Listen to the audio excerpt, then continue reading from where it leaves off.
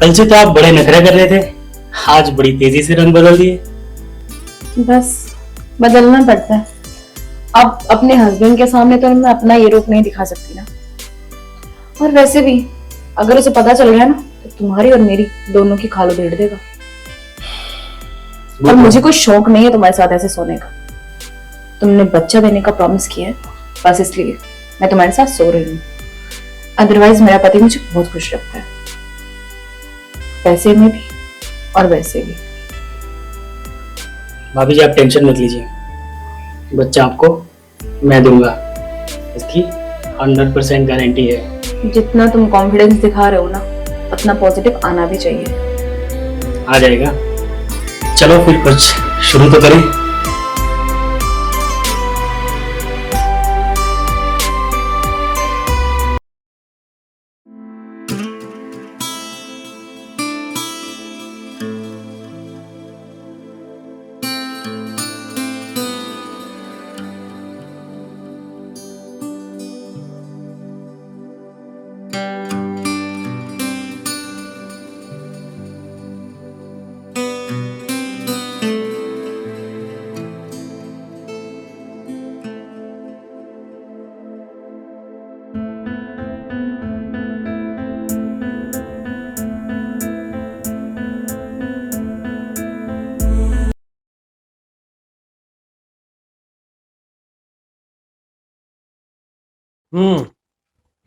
क्या बात है। खाना तो बहुत टेस्टी बनाया आज तुमने। बस आज ही टेस्टी लग रहा है, रोज अच्छा नहीं बनाती हूँ। बनाती हो रोज भी, लेकिन आज ज्यादा लग रहा है। बस आप रहने दीजिए। अभी कौन आया होगा? देखता हूँ मैं।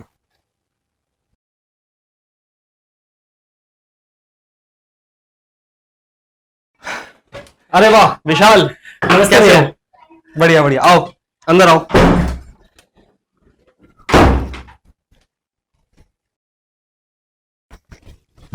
आओ विशाल बैठो। नमस्ते भाभी जी।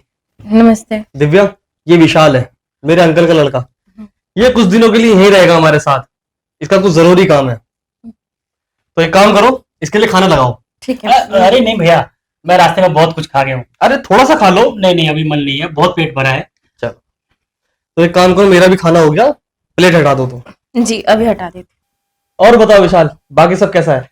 सब बढ़िया है, आप बताइए कैसे हैं? बस सब ठीक है, ऊपर वाली की कृपा है। अंकल आंटी कैसे हैं? अच्छे हैं वो भी। सब ठीक है। हाँ।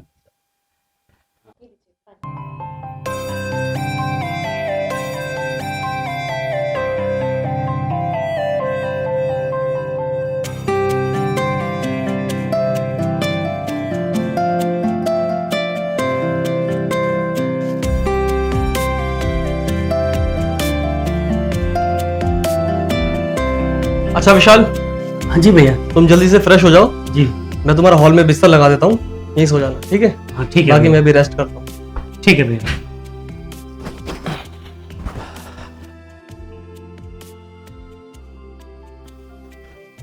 अब नींद कहाँ से आएगी? इतना खूबसूरत नजारा देखने के बाद कौन कम वक्त सोना चाहेगा?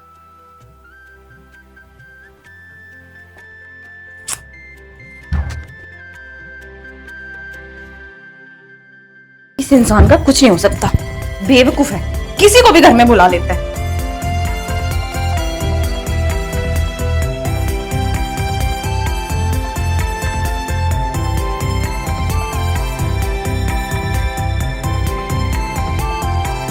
तुम्हारा दिमाग खराब है क्या?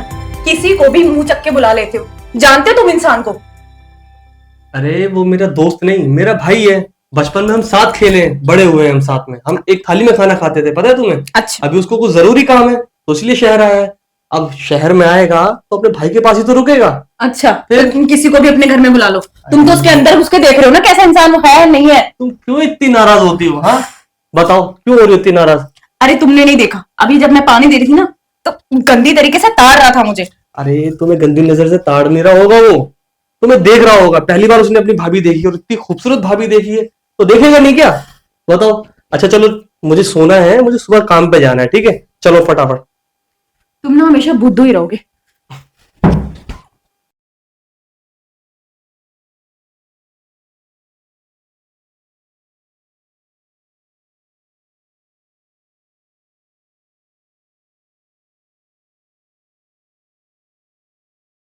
बस ऑफिस, खाना और सोना, यही 3 जिंदगी में लिखा है आपकी। मेरी जरूरतों को पूरा कर नहीं सकते तुम कभी भी। अच्छा, मुझे अब पता चला तुम इतनी नाराज क्यों हो रही हो। आओ तुम्हारी नाराजगी दूर करता हूँ, आ जाओ।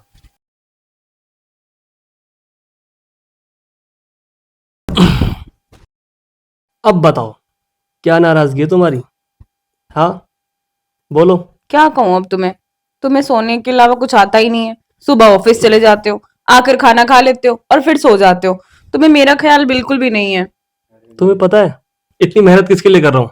तुम्हारे लिए, ताकि तुम खुश रह सको, तुम्हारी ख्वाहिशें पूरी हो सकें। फिर अच्छा, तो फिर चलो करो मेरी ख्वाहिश पूरी। ठीक है।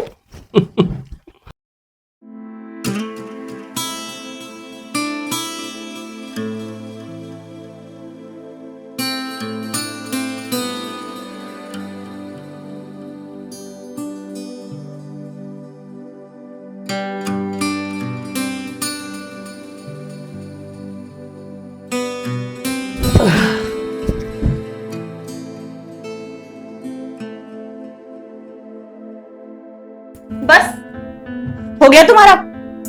तुम्हारा रोज का यही काम है, रोज थक जाते हो। अगर ऐसे ही चलता रहा ना तो तुम हम कभी माँ बाप नहीं बन पाएंगे और मुझे कभी संतान का सुख नहीं मिल पाएगा।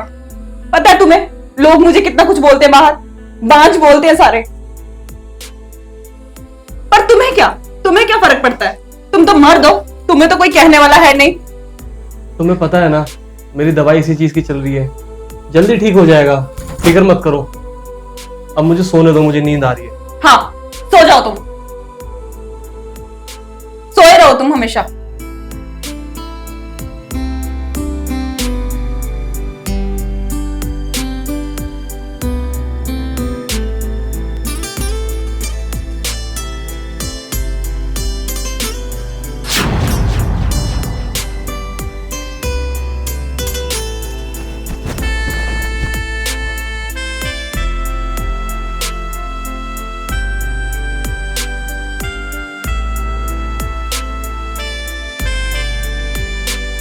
ये ड्रामे मेरे सामने करने की जरूरत नहीं है। शर्म नहीं आती तुम्हें? क्या ताक झाक कर रहे थे तुम? क्या हुआ भाभी जी? ज्यादा भोले बनने की जरूरत नहीं है। क्या कर रहे थे तुम हमारे रूम के पास? क्या ताक झाक कर रहे थे? प्राइवेसी नाम की कोई चीज होती है, तुम्हें शर्म नहीं आती? भैया भाभी तुम्हारे रूम के अंदर है और तुम ऐसे देख रहे हो। अरे नहीं भाभी जी, आपको ना गलत फहमी हुई है। मुझे तो प्यास लगी थी, इसलिए किचन में पानी ढूंढ रहा था, तो देखा तो आपके कमरे से कुछ आवाजें आ रही थी, तो वही मैं थोड़ा सा सुन रहा था। और ऐसा मेरा कोई गलत इरादा नहीं था। हाँ, आप गलत मत समझिएगा। बहुत अच्छी तरह जानती हूँ मैं तुम जैसे इंसान को। मैंने उन्हें पहले ही मना किया था कि किसी पर विश्वास ना करें, पर वो मेरी सुनते कहाँ है? किसी को भी उठा लाते अपने घर में। और देखो उसका नतीजा, मैंने तुम्हें पहले ही देख लिया था जब मैं तुम्हें पानी दे रही थी, कैसे तुम्हारी गंदी नजर आ रही थी मुझ पे। भाभी जी आप गलत समझ रही है, ऐसा कुछ भी नहीं है। एक्चुअली में क्या है ना, मैं इस शहर में नया नया आया हूँ, तो मुझे कुछ नई चीजें दिखती है तो मैं उनको थोड़ा सा देखता हूँ, बस इतना ही है, और ज्यादा गलत नहीं है कुछ भी। सब जानती हूँ मैं। उठने दो तुम्हारे भैया को, सुबह सब बताऊंगी उन्हें तुम्हारी हरकतों के बारे में। अरे नहीं नहीं भाभी जी, ऐसा मत करना, नहीं तो मेरा करियर बर्बाद हो जाएगा। मैं एक खास काम से आया हूँ, ऐसा करोगे तो भैया मुझे यहाँ रहने नहीं देंगे और भगा देंगे, तो मेरा काम रुक जाएगा। प्लीज ऐसा मत कीजिएगा। आइंदा ध्यान रखना, अगर तुम मेरे रूम के आसपास भी दिखे ना तो बताती हूँ मैं तुम्हें। हाँ।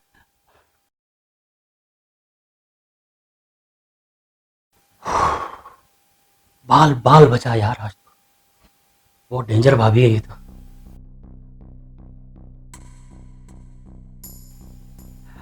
देखता हूँ कब तक बचेगी मेरी इन शैतानी नजरों से। मेरे पास तो हर मर्ज का इलाज है, देखते हैं कब तक तड़पाती है।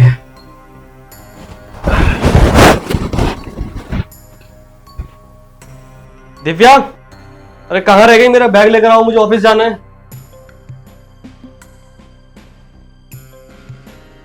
ये लो, तुम्हारा लंच रख दिया मैंने, खा लेना टाइम से। ठीक और है। ऑफिस से ज्यादा ना डॉक्टर पे ध्यान दो, अपना इलाज करवाओ। अरे यार तुम फिर दोबारा शुरू हो गई सुबह सुबह, क्या हो क्या गया तुम्हें?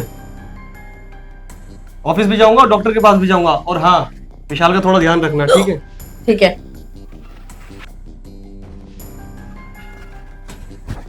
लगता है मैंने मिर्ची वाला खाना खा लिया है, तभी हिचकी लग रही है। पानी पी लेती हूँ।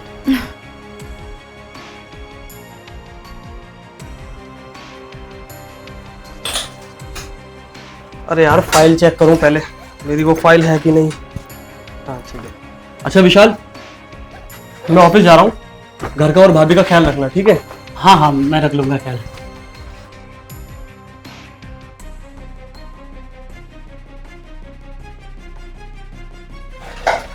भाभी का ख्याल रखने के लिए तो मैं हमारे ऑफिस जाने का वेट कर रहा था।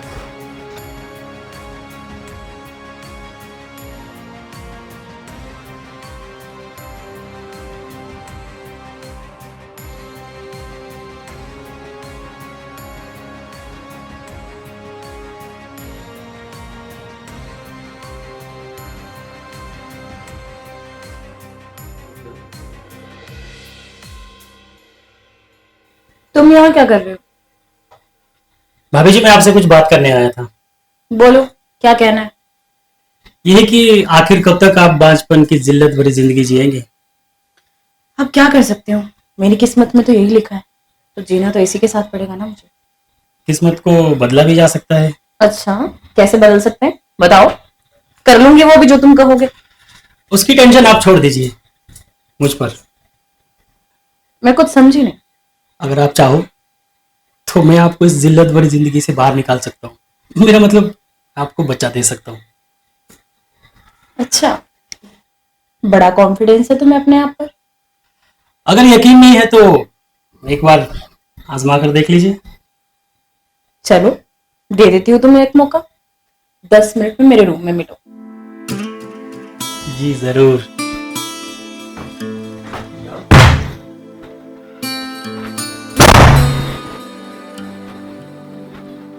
आखिर उन पहाड़ के नीचे आ ही गया।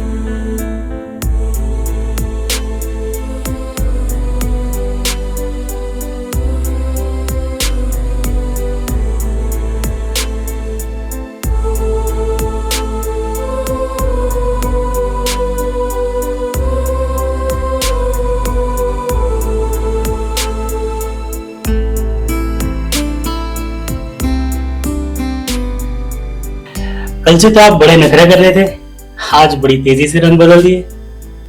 बस बदलना पड़ता है। अब अपने हस्बैंड के सामने तो मैं अपना ये रूप नहीं दिखा सकती ना। और वैसे भी अगर उसे पता चल गया ना तो तुम्हारी और मेरी दोनों की खाल उधेड़ देगा। और मुझे कोई शौक नहीं है तुम्हारे साथ ऐसे सोने का। तुमने बच्चा देने का प्रॉमिस किया है, बस इसलिए मैं तुम्हारे साथ सो रही हूँ। अदरवाइज मेरा पति मुझे बहुत खुश रखता है, पैसे में भी और वैसे भी। भाभी जी आप टेंशन मत लीजिए, बच्चा आपको मैं दूंगा, इसकी 100% गारंटी है। जितना तुम कॉन्फिडेंस दिखा रहे हो ना, उतना पॉजिटिव आना भी चाहिए। आ जाएगा। चलो फिर कुछ शुरू तो करें।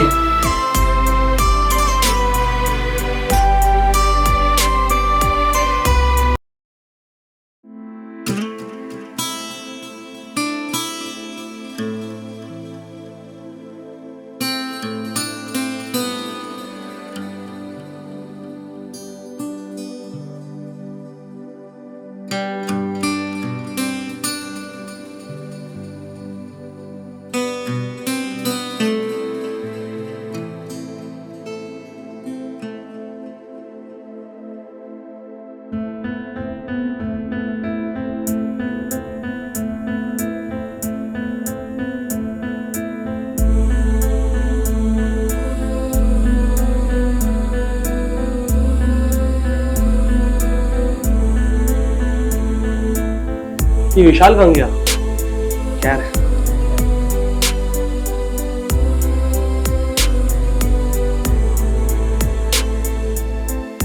फाइनली आज मेरी रिपोर्ट आ गई। मैं बहुत खुश हूँ, मैं बाप बन सकता हूँ अब। दिव्या को बताऊंगा तो वो पागल हो जाएगी खुशी के मारे। दिव्या,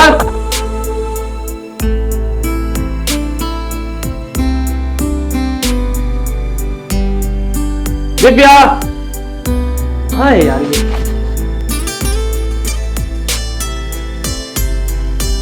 दिव्या देखो मेरी रिपोर्ट।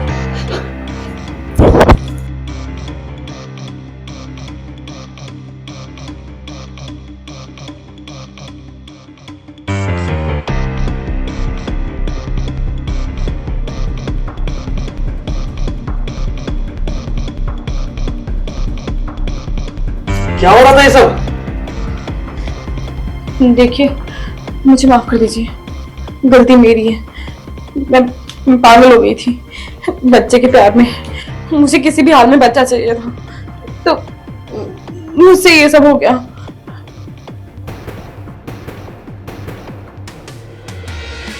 तुम्हें पता है, मैं भी डॉक्टर के पास से ही आ रहा हूँ और मैं इतना खुश था कि मैं तुम्हें बताने वाला था कि मेरी रिपोर्ट पॉजिटिव आई है। अब मैं बाप बन सकता हूँ, यानी कि हम दोनों माँ बाप बन सकते हैं। क्या रिपोर्ट पॉजिटिव आई है? लेकिन क्या फायदा? अब इस रिपोर्ट का कोई फायदा नहीं है। तुमने मेरे जज्बातों पे पानी फेर दिया। मुझे माफ कर दीजिए, मैं कुछ ज्यादा ही बहक गई थी बच्चे के प्यार में। इसने मुझे कहा मैं तुम्हें बच्चा दूंगा, तो मैंने सोचा कि इतने टाइम से 4-5 साल हो गए हमारी शादी को और बच्चा भी नहीं हो रहा है, और दुनिया के ताने सुन सुनकर मैं पागल हो गई थी। और तुम्हारे रिश्तेदार, वो भी तो रोज फोन करते हैं, पूछते कब सुना रही है खुशखबरी, कब सुना रही है खुशखबरी, कब सुना रही है खुशखबरी। इसलिए मुझे लगा कि तुम तो कुछ कर नहीं पाओगे, तो मैं इससे अपनी गोद भरवा लेती हूँ। मतलब तुम्हें बच्चा नहीं हो रहा था तो तुम किसी के साथ भी सो जाओगी? और तुझे मैंने अपने घर में जगह दी, ये सिला दिया तूने मुझे। तूने इतना बड़ा विश्वासघात किया मेरे साथ में। मैंने तुझे अपने घर में जगह दी, तुझे भाई से बढ़कर माना था मैंने, और तूने ये सिला दिया।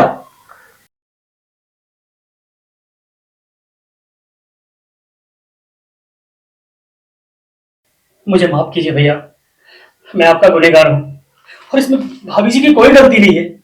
इनको बड़े बड़े सपने मैंने दिखाए, इनको माँ बनने का सपना मैंने दिखाया। इसमें सब मेरी गलती है, भाभी जी की कोई गलती नहीं है। प्लीज इन्हें भी माफ कर दीजिए और मुझे भी। भैया प्लीज, जिस दिन मैं आया था तो रात में बच्चे को लेकर आप आपस में झगड़ रहे थे कि आप भाभी को बच्चा नहीं दे सकते, और मेरे मन में शैतान जाग गया। मैंने सोचा कि इसी बात का फायदा उठाया जाए और भाभी को मैंने बहकाया, बड़े बड़े वादे किए कि मैं आपको बच्चा दूंगा।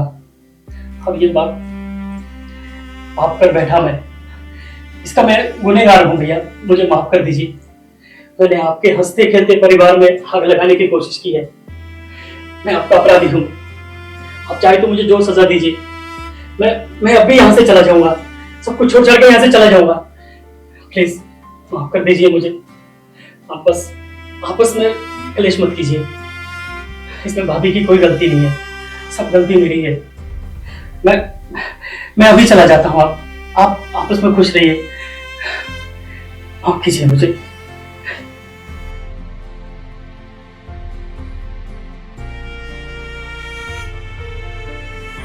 माफ कर दीजिए मुझे। अगर मैंने आगे से ऐसी गलती कभी दोबारा की तो मुझे जान से मार दीजिएगा। मुझे जीने का कोई हक नहीं होगा उस टाइम, मैं खुद ही मर जाऊंगी। पर इस बार मुझे माफ कर दीजिए, माफ कर दीजिए मुझे। ठीक है, मैं तुम्हारी पहली और आखिरी गलती समझ के माफ कर रहा हूँ।